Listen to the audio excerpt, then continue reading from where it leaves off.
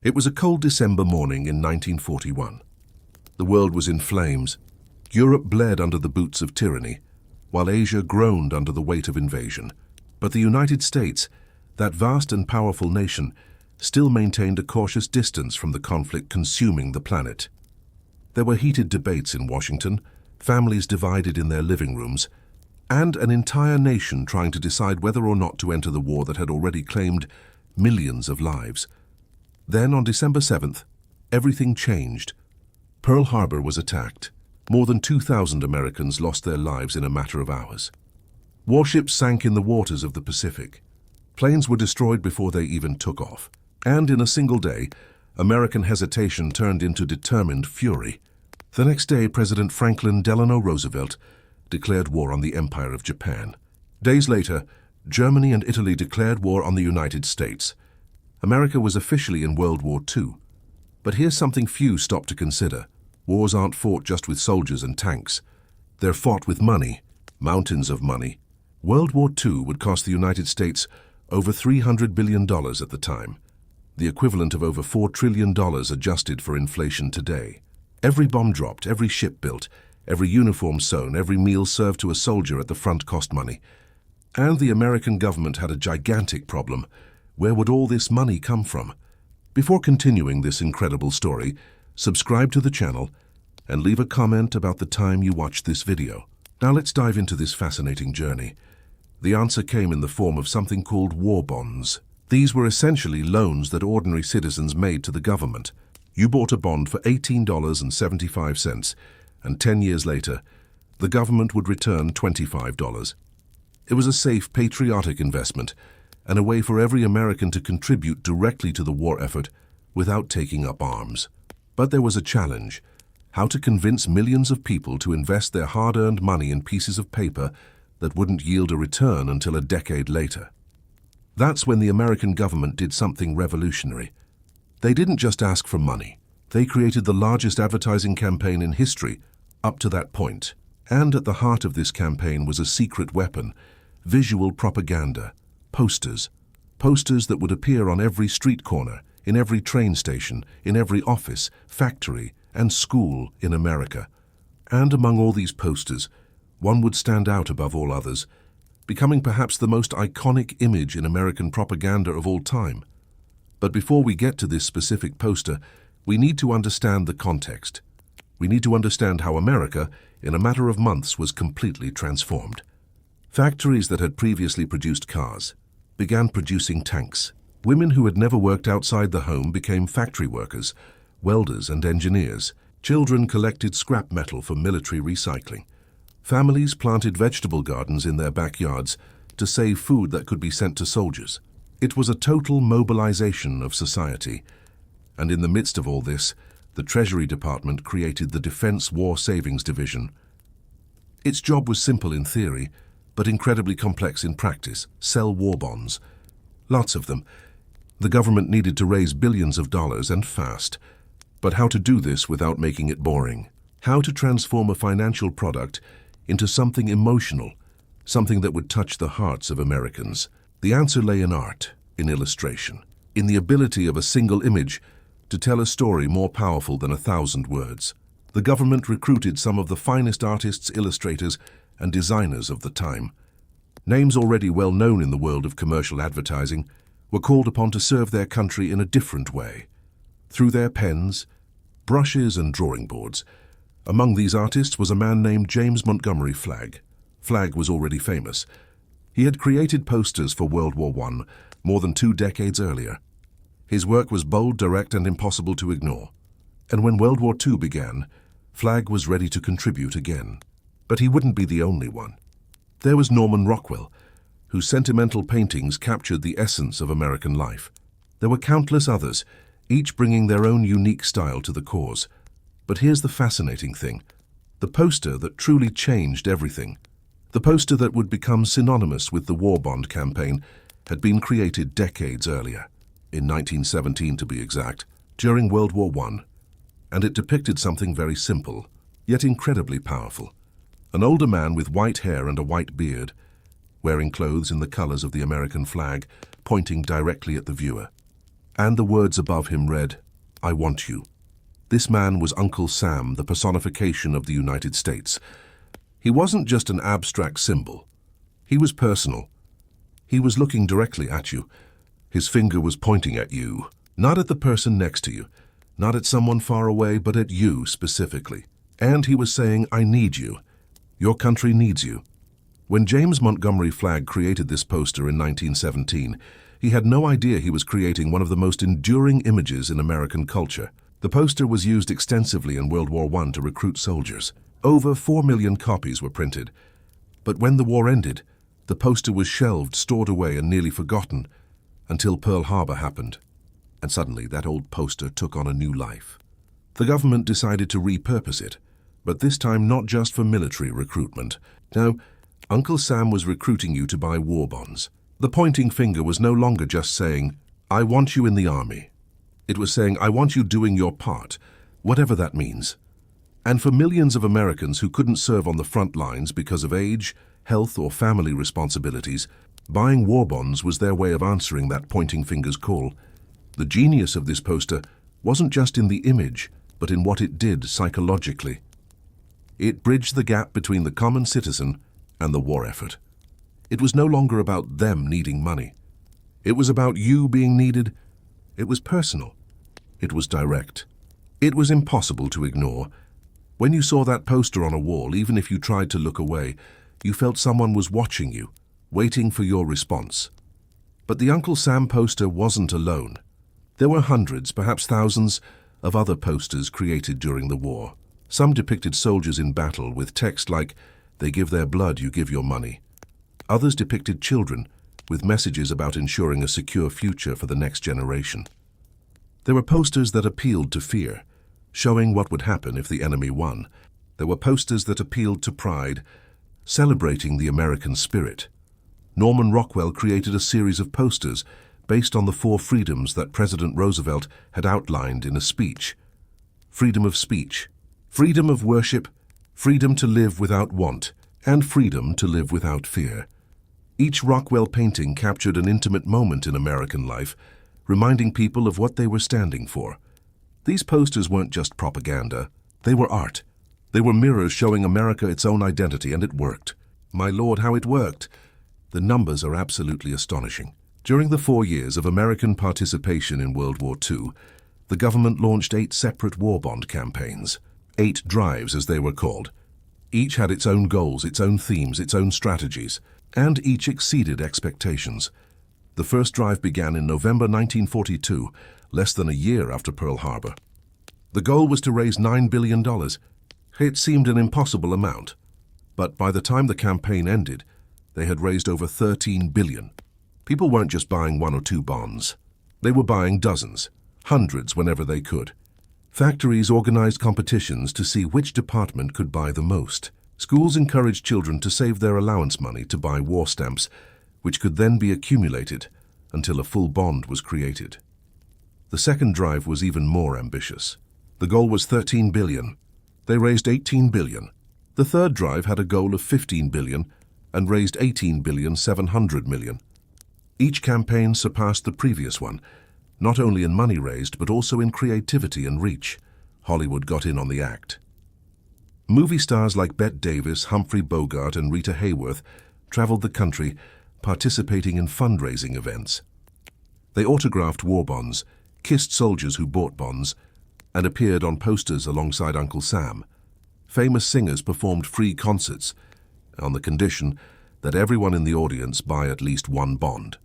Writers created stories and scripts that highlighted the importance of war bonds. But let's get back to those posters, because they were the heart of everything.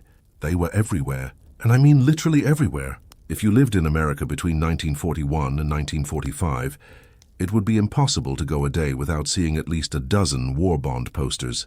They were in store windows, on bank walls, in post offices, in factories, in schools, in movie theaters before the movies started. And here's something fascinating. These posters weren't just created by the government. Private companies also created their own posters promoting war bonds. Why? Because associating their brand with patriotism was good for business. A soft drink company would create a poster showing soldiers drinking their product, with a message about supporting the troops by buying bonds. An automaker, even if it was no longer producing cars due to its conversion to military production, would create posters promising new cars in the future to those who supported the war now. The government also used sophisticated psychological techniques. They realized that people responded better when they saw real faces, so they began using photographs of real soldiers, not just illustrations. Posters showed young men in uniform, with their names and stories. Johnny needs ammunition. Buy war bonds. Suddenly it was no longer abstract. It was about Johnny, a real boy from Ohio or Texas or New York who was out there risking his life. They also used the power of guilt, but subtly. One famous poster showed a wounded soldier being carried by comrades with the text, "He did his part. What about you?" Another showed a mother holding a folded flag, the flag that would be given to families of fallen soldiers, with the words, "Don't let this happen. Buy war bonds." It was emotional. It was difficult. But it was effective. And then there were the posters that directly appealed to hatred of the enemy. At the time, this kind of propaganda was considered necessary. Posters featured caricatures of enemy leaders, presenting them as monsters who needed to be stopped.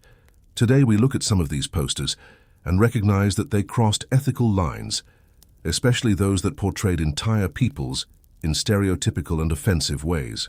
But in the context of that era, amidst total war, these images were seen as legitimate tools of mobilization.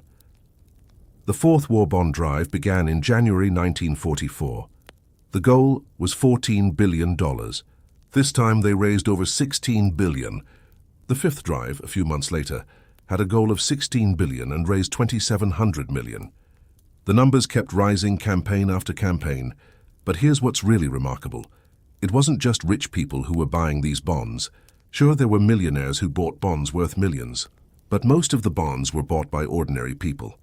Factory workers, secretaries, teachers, farmers, people who earned maybe $50 or $60 a week and who set aside $2, $3, $5 every week to buy war bonds. Companies created payroll deduction programs. You could authorize your employer to automatically deduct a certain amount from your paycheck each week to purchase war bonds. This made the process virtually effortless, and millions of Americans signed up. By the end of the war, nearly half of all American workers were purchasing war bonds through payroll deductions. Children were a particular target. Schools sold war stamps for 10 or 25 cents. Children would buy these stamps and paste them into special little books. When the book was full, it was worth $18.75 and could be exchanged for a war bond. This was a brilliant way to teach children about saving and patriotism simultaneously. And it worked. Millions of dollars were raised through war stamps sold to children. There were also spectacular events. In 1943, during the third drive, an actress named Hedy Lamarr announced that she would kiss any man who bought a $25,000 war bond. In a single day, she raised $17 million. Another famous event took place in a small town where they auctioned off the right to name a bomber plane. The winning company paid $1 million in war bonds for the privilege. There were also competitions between cities. Which city could sell the most bonds per capita? Small towns in the middle of the country competed fiercely with large metropolises. Pride was at stake, and that pride translated into massive bond sales. But let's get back to that iconic Uncle Sam poster. Why was it so effective? Psychologists and propaganda scholars have debated this for decades. Part of the answer lies in its simplicity. There's nothing complicated about the image. It's just a man pointing at you. There are no elaborate landscapes, no detailed battle scenes, no complicated text. Just "I want you" and that pointed finger. But the simplicity carried enormous weight. Uncle Sam isn't asking. He's declaring. It's not a question of if you'll help, but when and how much. His gaze is direct, almost uncomfortable. You can't look at this poster and feel neutral. You either feel motivated to act or guilty for not acting. And both emotions lead to the same thing: buying a war bond. Another reason for the poster's effectiveness was tradition. By 1941, Uncle Sam had already been an American symbol for over a century. He first appeared during the 1812 World War. Over the decades, he became the personification of America in countless political cartoons, advertisements, and works of art. So when people saw Flag's poster, they weren't just seeing an old man with a beard. They were seeing America personified. They were seeing themselves and their nation. And there was timing. The Uncle Sam poster reappeared just when America needed a unifying symbol. Pearl Harbor had shocked the nation, but it had also united it in a way rarely seen before or since. Political differences that seemed insurmountable in 1940 were set aside in 1942.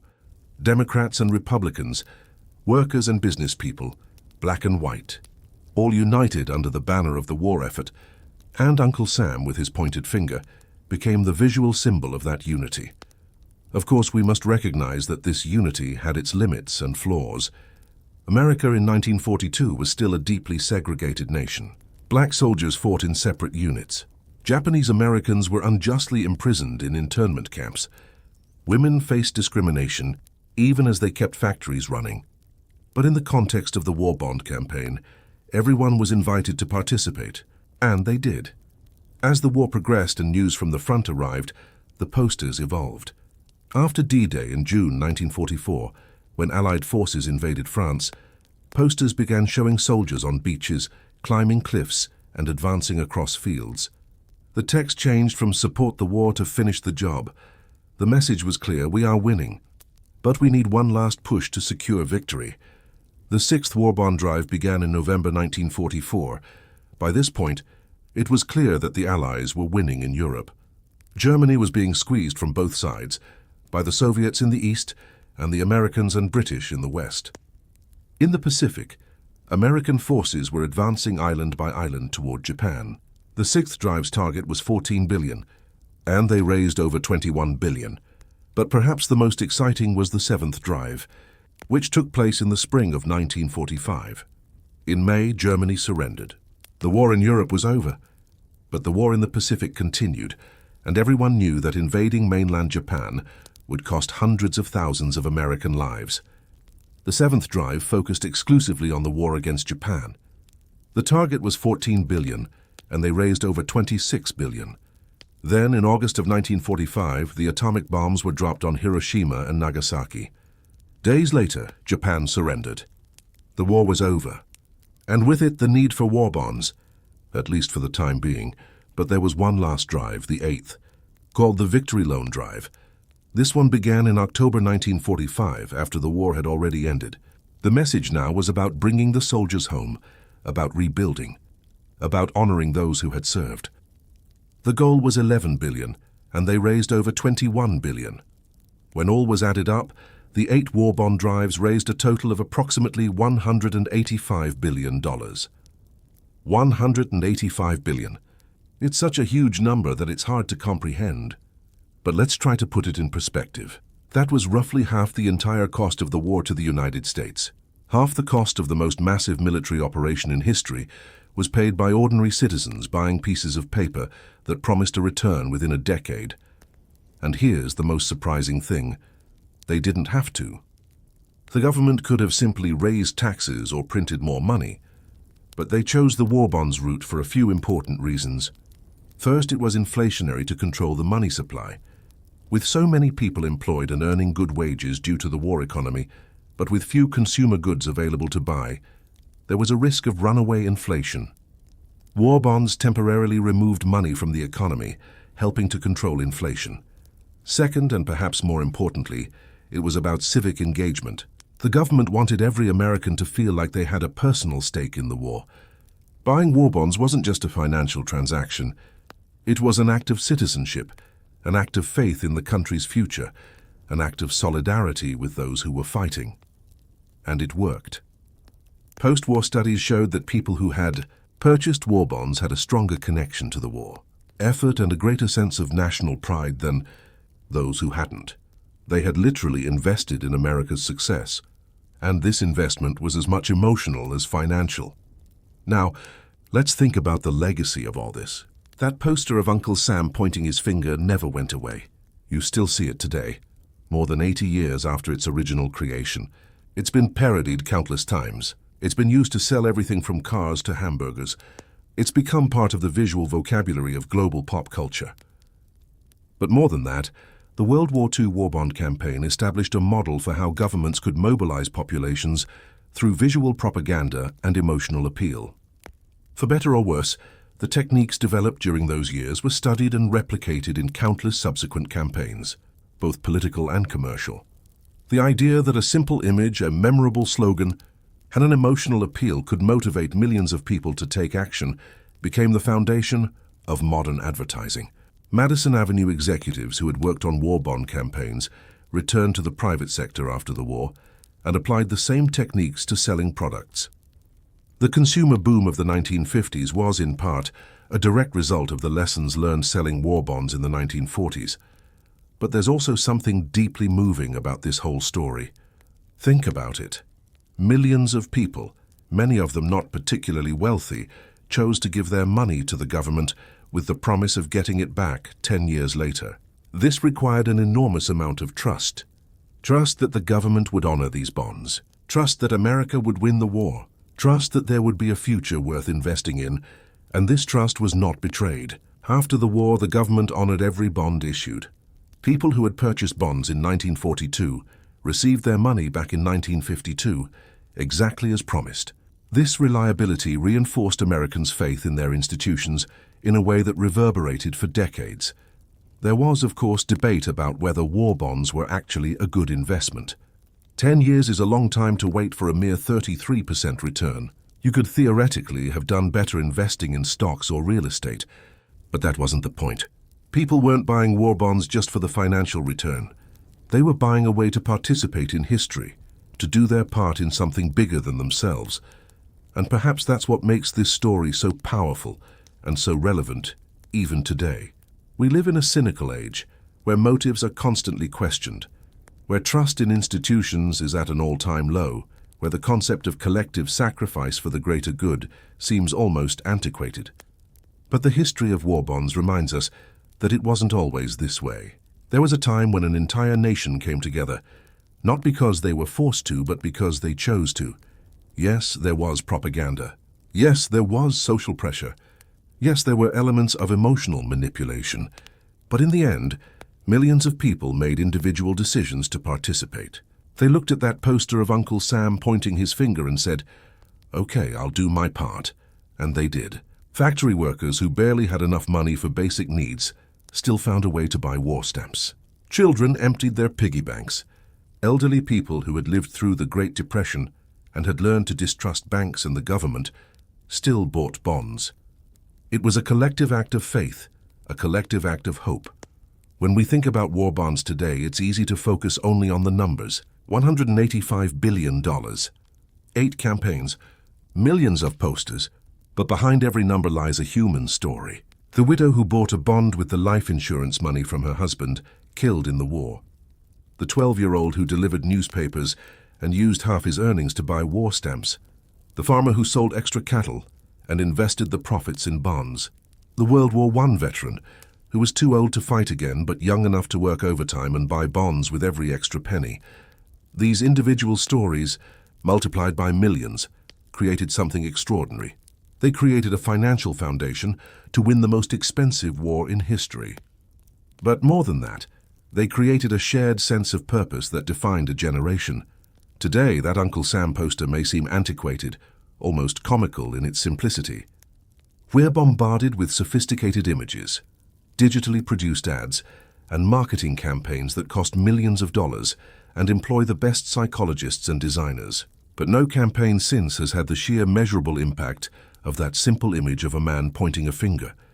Maybe this tells us something. Maybe it reminds us that in the end, what moves people isn't cheap tricks or sophisticated manipulation. What moves people is a genuine sense of purpose, a feeling that they're part of something important, a calling to be better than they are. Uncle Sam wasn't apologizing for asking for help.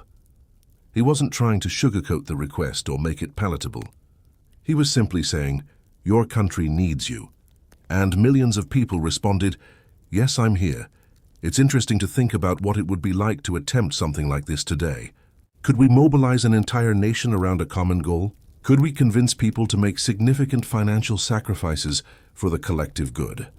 Would we have the necessary unity of purpose? These are difficult questions with no easy answers, but the history of war bonds shows us that we've done this before. Not in some distant mythical past, but within living memory. There are people still alive today who bought those bonds, who saw those posters, who felt that unity of purpose. This is not legend. It's real history, and if we could do it once, perhaps we can do it again. Not necessarily in the same way, not necessarily for the same purposes, but with the same spirit of shared sacrifice and collective determination. Perhaps that's what that iconic poster still has to teach us, decades after it served its original purpose. When the war ended and the soldiers returned home, many of them returned to homes that had been partially paid for with war bonds purchased by their families. They returned to communities that had sacrificed to keep them fed, armed and equipped. They returned to a nation that had proven itself that, when necessary, it could come together and accomplish extraordinary things. This is the true story behind the numbers. A story of sacrifice, faith, and determination. But let's delve even deeper. Let's talk about the artists who created these posters, because they were as important as the posters themselves. James Montgomery Flagg, the creator of the iconic Uncle Sam poster, was a fascinating man. Born in 1877, he began his career as an illustrator when he was just 12 years old. By 16, he was selling illustrations to the leading magazines of the day. Flagg had a bold, direct style that captured attention immediately. When he created the Uncle Sam poster in 1917, Flagg used his own face as a model. It's true. That stern face, that determined expression, those eyes that seemed to follow you across the room, all of this came from Flagg looking at himself in the mirror. He modified the image, of course, adding the white beard and aging the features, but the fundamental structure was his. So when millions of Americans looked at Uncle Sam, they were unknowingly looking at James Montgomery Flagg. Flagg worked tirelessly during the war. He created not only that iconic poster, but dozens of others. He deeply believed that his work made a difference, that each poster he created could save lives by funding the war effort more quickly. And he was right. His posters were among the most effective ever created. After World War I, Flagg returned to commercial work, creating illustrations for magazines and advertisements. But when Pearl Harbor happened, he didn't hesitate. Even in his 60s, he volunteered again to serve his country through his art, and the government gratefully accepted. Flagg worked throughout World War II, creating new posters and overseeing the reprinting of his World War I classics. Norman Rockwell was different from Flagg in many ways. Where Flagg was bold and direct, Rockwell was sentimental and detailed. His paintings told complete stories in a single image. You could stare at a Rockwell painting for minutes and keep discovering new details, new little touches that added depth to the narrative. When Roosevelt delivered his Four Freedoms speech in January 1941, almost a year before Pearl Harbor, Rockwell was deeply moved. He spent months pondering how he could visualize these abstract freedoms in a way that would resonate with ordinary people. The result was a series of 4 paintings that became some of the most beloved images of the war era. The first painting, Freedom of Speech, depicted an ordinary man standing at a town meeting, clearly expressing an unpopular opinion, while his neighbors listened respectfully. The second, Freedom of Worship, showed people of different faiths praying side by side. The third, Freedom to Live Without Want, depicted a family gathered around a Thanksgiving table with a turkey being served. The fourth, Freedom to Live Without Fear, showed parents putting their children to bed with a newspaper on the floor, showing headlines about bombings in Europe. These paintings were reproduced millions of times. They appeared on posters, in magazine advertisements, on postcards. They were displayed in galleries and museums across the country, with lines forming around the block to see them. Most importantly, they helped sell war bonds. Lots of war bonds. It's estimated that Rockwell's Four Freedoms alone helped raise over $130 million in bond sales. But it wasn't just famous artists who contributed. There were hundreds, perhaps thousands, of lesser-known artists who created posters. There were graphic designers who worked in advertising agencies during the day and created war posters at night. There were art students who contributed their budding talents. There were even ordinary citizens with no formal artistic training who created homemade posters for their local communities. The variety of styles was impressive. There were photorealistic posters that looked almost like photographs. There were stylized posters with bright colors and simplified shapes that resembled modern art. There were posters that used humor to convey their message, and others that were somber and serious.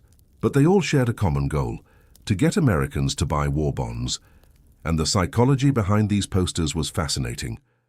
Propaganda creators understood that different messages would resonate with different groups. For young men who couldn't serve in the military for medical reasons, the posters emphasized that purchasing military titles was a way to still fight for the country. For women, especially mothers, the posters focused on protecting their children and ensuring a secure future.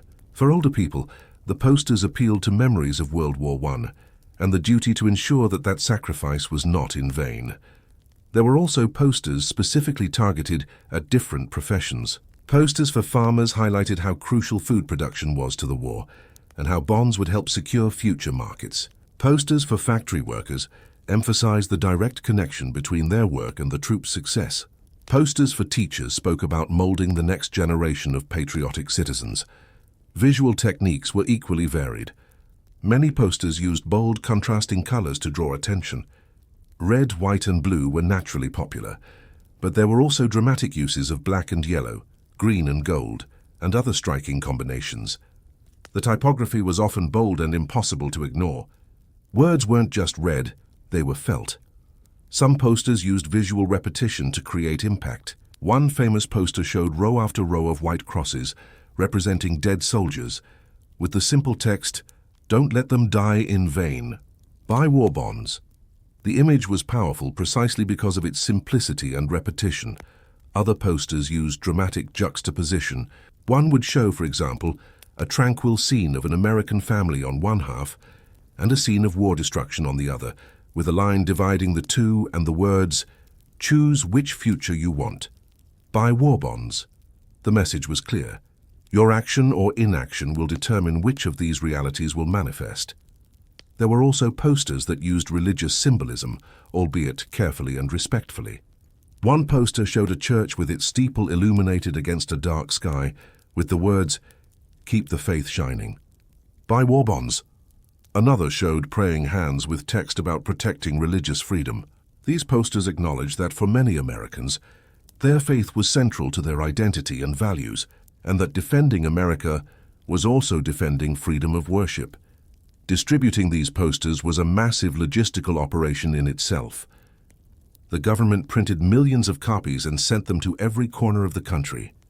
But it didn't stop there. They also provided guidelines on where and how to display the posters for maximum impact. High-traffic locations were prioritized: train and bus stations, busy street corners, factory and office entrances. Local businesses were encouraged to display posters in their windows. Indeed, not displaying a war bond poster could raise suspicions about the business owner's patriotism. So most not only displayed the posters, but displayed them prominently. Stores competed to have the best display of patriotic posters. Schools received special posters designed for classrooms. These often had educational elements, teaching children not only about the importance of war bonds, but also about geography, history, and civics. One popular classroom poster showed a world map with flags marking where American troops were fighting, along with information about how war bonds helped support those troops. Churches and synagogues also received posters. These were generally more subtle, focusing on themes of service, sacrifice, and community, rather than bombastic patriotism. Religious leaders were encouraged to mention war bonds in their sermons, framing the purchase as a moral duty and a way to practice neighborly love. But perhaps most interesting is how posters evolved throughout the war. Early on in 1942, posters focused heavily on revenge for Pearl Harbor and the need to defeat an evil enemy. The images were often aggressive, even violent. The goal was to channel the anger and shock of Pearl Harbor into productive action. As the war progressed and victories began to accumulate, the posters changed their tone. There was less emphasis on revenge and more on finishing the job.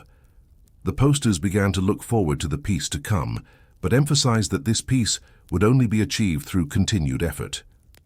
"Don't stop now" became a common refrain. In 1944, when victory in Europe seemed inevitable but still distant, posters began to focus more specifically on military objectives. One poster showed soldiers landing on a beach with the text, "Every bond you buy puts another bullet in freedom." Another showed a bomber plane, say with information on how much it cost and how many war bonds were needed to build one. This approach was incredibly effective because it made the connection tangible. It was no longer abstract. If you bought $5,000 in bonds, you were literally paying for part of a tank. If your entire factory came together to buy $50,000 in bonds, you were paying for an entire fighter jet. Some communities even adopted specific ships or planes, with their names painted on the sides, purchased entirely through local war bonds. When Germany surrendered in May 1945, there was a brief pause in bond campaigns as the nation celebrated. But the celebration was tempered by the realization that the war was not over. Japan was still fighting, and military planners estimated that an invasion of mainland Japan could cost 1 million American casualties. The posters for the 7th Drive reflected this sober reality. They depicted soldiers fighting on Pacific islands, often in brutal conditions. The text was direct. "He's finishing the job. Are you? Or the war isn't over until we win in the Pacific. Buy war bonds." There was no premature triumphalism. It was a message of unwavering determination. Then came the atomic bombs, the Japanese surrender, and the abrupt end of the war. The country erupted in celebration. But even amid the joy, there was work to be done. Millions of soldiers needed to be brought home. The economy needed to be converted back to peacetime production. Veterans needed support, medical and otherwise, and all of this cost money.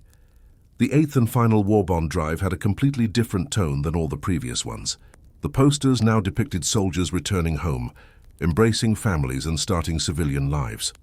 The text spoke of building a better future, of honoring the sacrifice of the fallen by creating the peace they fought for. It was aspirational rather than urgent, hopeful rather than desperate, and still people bought. Even with the war over, even knowing the danger had passed, Americans continued to invest in bonds. Why? Because trust had been built over 4 years. Because they had seen their money make a difference. Because they believed in the promise of America. When it was all over, when the final numbers were tallied, the total was staggering. $185 billion, coming from 85 million Americans. This means that more than half the American population had purchased at least one war bond. In many families, multiple members purchased bonds. It was truly a national effort, and those bonds did exactly what they were supposed to do. They financed planes and ships and tanks. They paid for ammunition and food and fuel. They ensured that American soldiers never went without the equipment they needed. And in the process, they gave every ordinary citizen a way to contribute, a way to feel like they were making a difference. Think of the magnitude of this. An entire generation united in common purpose. Not just the soldiers who fought, not just the workers who built the weapons, but also the children who saved their pennies, the elderly who gave their life savings, all contributing to something bigger than themselves. And at the center of it all, driving it all, were those posters. Those simple yet powerful images that transformed a financial transaction into a patriotic act. That transformed an investment into a statement of values. That transformed individual citizens into a collective force. The legacy of this campaign goes far beyond the dollars raised. It proved that propaganda, when used for purposes people genuinely support, can be incredibly effective. It demonstrated the power of visual art to communicate complex ideas instantly. It demonstrated that, when properly motivated and organized, ordinary people can achieve extraordinary things. But perhaps most importantly, it created memories and connections that lasted a lifetime. People who purchased war bonds during World War II carried those memories with them until their final days. They told their children and grandchildren about how they contributed to the war effort. Those bonds, many of which were kept even after they were redeemed, became family heirlooms, tangible symbols of a time when family did its part. Veterans returning from war often spoke of how much it meant to them to know that people back home were sacrificing too. It wasn't just the government supporting the military effort. It was their neighbor, their old teacher, the girl who used to work at the corner diner. They were all in this together. And when these veterans faced hardships after the war, struggling with trauma or injuries or simply transitioning back to civilian life, they often found support in their communities. And part of that support came from the fact that their communities had invested in them, literally through war bonds. There was a sense of shared responsibility, of shared destiny. The techniques developed during the war bond campaigns also had a lasting impact on the fields of advertising and public relations. Professionals who worked on these campaigns wrote books and gave lectures on what they learned. They codified the practices that worked and analyzed those that didn't. This knowledge was then applied to countless other campaigns over the following decades, but there were also unintended consequences. The effectiveness of these propaganda techniques raised uncomfortable questions about manipulation and consent. If the government could so easily convince millions of people to part with their money, what else could it persuade them to do? This concern fueled discussions about the ethics of advertising and propaganda that continue to this day. Some critics argued that war bond campaigns set a dangerous precedent, demonstrating that emotional appeals and social pressure could overcome rational thought. Others argued that, in the context of a just war against genuinely evil enemies, these techniques were not only acceptable but necessary. The debate continues. What can't be debated are the results. War bonds worked. They raised the necessary money. They united the nation. They gave people a way to participate. And those posters, those simple images on paper, were the driving force behind it all. Today, in an age of digital media and sophisticated algorithms, it's easy to look back and dismiss those posters as primitive or naive. But there was something profoundly honest about them. They weren't trying to deceive anyone about what was needed. They said clearly, "Your country needs money and you can help by buying bonds." There was no hidden fine print, no trickery. It was a direct request from people in positions of authority to ordinary citizens. And ordinary citizens responded, not because they were forced to, but because they chose to do so. They believed in the cause. They trusted their institutions. They felt a responsibility to their fellow citizens, and so now they gave what they could. This is a story of hope, ultimately. It's a story that reminds us that people can be inspired to do difficult things, that voluntary sacrifice is possible, that national unity isn't just a romantic dream. It happened. It happened on a grand scale. And it happened through the combination of powerful art, a clear message, and a genuine cause. When we look at that iconic Uncle Sam poster today, we might see it as a relic of a simpler time. But perhaps we should see it as a reminder of possibility. A reminder that when it truly matters, when the cause is just and clear, people will rise up. They will give their time, their money, their effort. They will unite across lines that normally divide them. They will become something greater than the sum of their individual parts. This is the true lesson of World War II war bonds. It's not about propaganda techniques or poster design, although those are important parts of the story. It's about the human capacity for unity, sacrifice, and hope. It's about what's possible when people believe in something beyond themselves. And maybe, just maybe, there are times in our own era when we need that same spirit. When we face challenges that cannot be solved by individuals acting alone, but only through collective effort and shared determination. Perhaps the principles that made that war bond campaign so successful, clear cause, honest communication, and appeal to shared values, can guide us again. History doesn't exactly repeat itself, but it certainly rhymes. And the lessons of that time, the lessons of millions of Americans choosing to contribute to something greater than themselves, these lessons remain relevant. They speak to us through the decades, reminding us of who we can be in our best moments. So when you see that poster of Uncle Sam with his pointed finger and stern look, don't just see it as a piece of nostalgia. See it as a challenge. See it as a question. When your moment comes, when your country or community or world needs you, will you answer? Will you stand up? Will you do your part? Because that's the promise of that poster. It's not really about war bonds or military efforts. It's about active citizenship. It's about being the kind of person who answers when called upon. It's about being part of something bigger than yourself. And in the end, that's what makes this story so powerful and enduring. It's not just about the past. It's about timeless values, duty, sacrifice, community, hope. These values don't age. They don't become irrelevant. They are eternal because they are part of what it means to be human at its best. I thank the Lord God for that generation's ability to unite in times of trial, for the wisdom they demonstrated in creating mechanisms that allowed everyone to participate, for the courage they showed in facing immense challenges without wavering. I thank the Lord God for the lessons this story teaches us, for the inspiration it continues to provide, for the hope it carries that humanity, when guided by righteous purpose, is capable of achieving the extraordinary. And I thank the Lord, God, for allowing us to look back and learn, so that we can look forward and apply those lessons when our own time of testing arrives. May we have the same faith, the same courage, the same willingness to sacrifice for the common good that generation demonstrated. And may the Lord God bless us with the wisdom to use these lessons wisely, the compassion to apply them justly, and the strength to persevere when the path becomes difficult. Amen.